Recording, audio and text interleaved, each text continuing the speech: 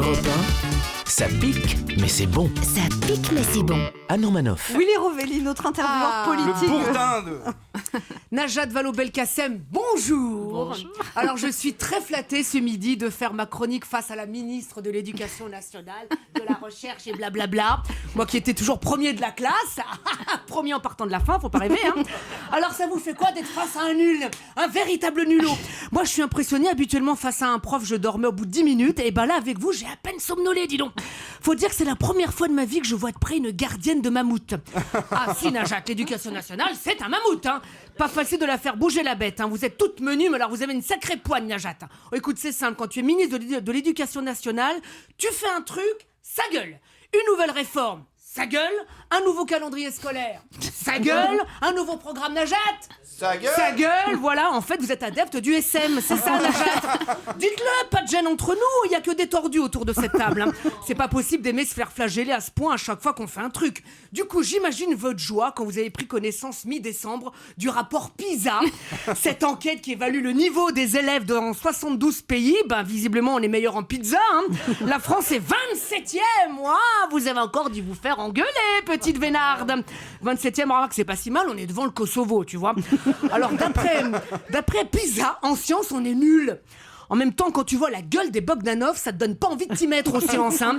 T'imagines la punition, si t'es bon en maths, tu finiras comme ça. Putain, le petit, il s'y met pas, c'est sûr, hein.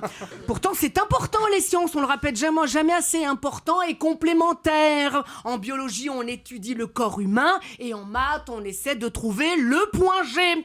Et avec mes bêtises, aujourd'hui, je suis mauvais et en biologie et au lit. Alors lundi, Bruno Le Roux, le ministre de l'Intérieur, qui restera pas si longtemps à l'intérieur de son ministère, a dit qu'en 2015, 602 voitures avaient brûlé le soir de la Saint-Sylvestre et en 2016, 945. Mais pour lui, c'est, je cite, une baisse.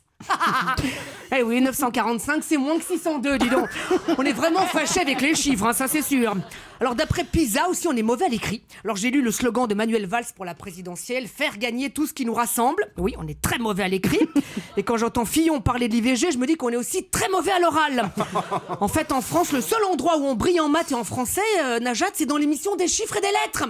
Franchement, hein, si PISA était fait sur les jeunes de 77 ans qui regardent Romeshko, on serait premier, voilà.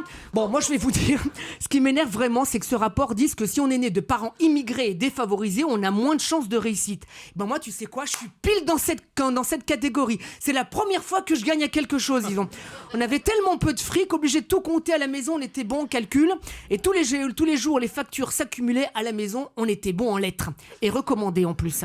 Alors, voyez, être fauché, parti de rien, au contraire, parfois, ça peut plus nous donner l'envie de réussir. Voilà. Ben ça, c'est quoi? Ça, je crois que c'est ça qu'il faudrait expliquer aux jeunes de notre pays. Madame la ministre, les jeunes, ayez juste l'envie d'avoir envie. Johnny Hallyday, philosophe. Voyez, tu vois, je suis con, hein. Je suis pas si con, je connais mes grands classiques. Europe 1, midi 30, Anne Romanoff.